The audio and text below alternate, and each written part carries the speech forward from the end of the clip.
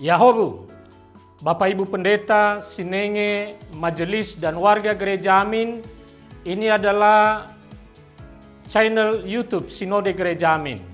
Karena itu, bagi yang mencintai Gereja Amin, tontonlah, subscribe, like, dan bagikan.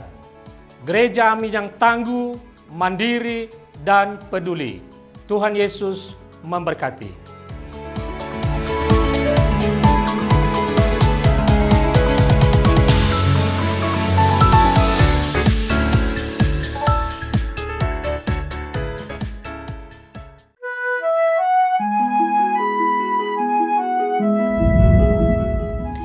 Sahabat YKB, senang dapat kembali menyapa saudara melalui acara Wasiat Kekal, berupa renungan firman Tuhan yang memandu kehidupan kita. Bersama saya, Pendeta Rumenta Santiani Manurung dari GKI Gria Merpati Mas. Renungan kita hari ini, Senin 5 Februari 2024, ditulis oleh Pendeta Mungki Asasmita dengan judul Pantang Menyerah, yang dilandaskan pada surat Kisah Para Rasul 14 ayat 1 sampai 7. Dan yang akan menjadi pusat perenungan kita adalah Kisah Para Rasul 14 ayat 6 sampai 7. Sebelum membaca firman Tuhan, mari kita berdoa.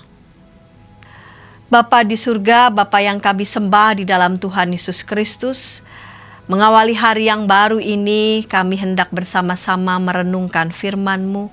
Firman-Mu itulah yang menjadi kekuatan, yang menjadi terang bagi jalan kami. Berfirmanlah, kami sedia mendengarkan. Demi Kristus kami berdoa. Amin. Sahabat, saya akan bacakan untuk kita Kisah Para Rasul pasal 14 ayat 6 sampai 7. Mengetahui hal itu, menyingkirlah rasul-rasul itu ke kota-kota di Likaonia, yaitu Listra dan Derbe dan daerah sekitarnya. Di situ mereka memberitakan Injil. Sahabat, tidak selalu pelayanan kita diterima oleh semua orang. Ada kalanya kita dipandang dengan penuh kecurigaan dan ketidaksenangan oleh orang-orang tertentu. Hal itu bisa saja membuat kita patah semangat dan mungkin berhenti melayani. Paulus dan Barnabas dalam perjalanan pemberitaan Injil juga mengalami hal seperti itu. Sebagian yang mendengar pemberitaan Injil mereka menerimanya, namun sebagian lagi menolak. Mereka yang menolak kemudian menghasut, sehingga Paulus dan Barnabas mendapat serangan dari orang-orang yang termakan oleh hasutan lawan-lawan Paulus dan Barnabas. Lalu mereka menyingkir dari Ikonium. Apakah mereka menghentikan pemberitaan Injilnya? Sama sekali tidak. Di tempat yang baru itu mereka tetap memberitakan Injil Tuhan. Sahabat, sebagai orang beriman kita dipanggil untuk senantiasa melayani, dan itulah kabar baik. Kabar baik atau Injil bisa mengambil berbagai bentuk perbuatan dan perkataan. Intinya adalah kasih dan sapaan Allah bagi manusia. Mewujudkan apa yang adil dan benar berdasarkan kasih juga merupakan berita Injil dalam kehidupan ini. Kenyataannya tidak selalu hal itu diterima oleh setiap orang. Tidak jarang kita justru mendapatkan perlakuan yang tidak baik. Tetapi seperti para rasul itu, kita dipanggil untuk jangan menyerah, jangan putus asa, jangan berhenti melayani, dan jangan berhenti mewujudkan berita Injil dalam kehidupan kita. Mari kita berdoa.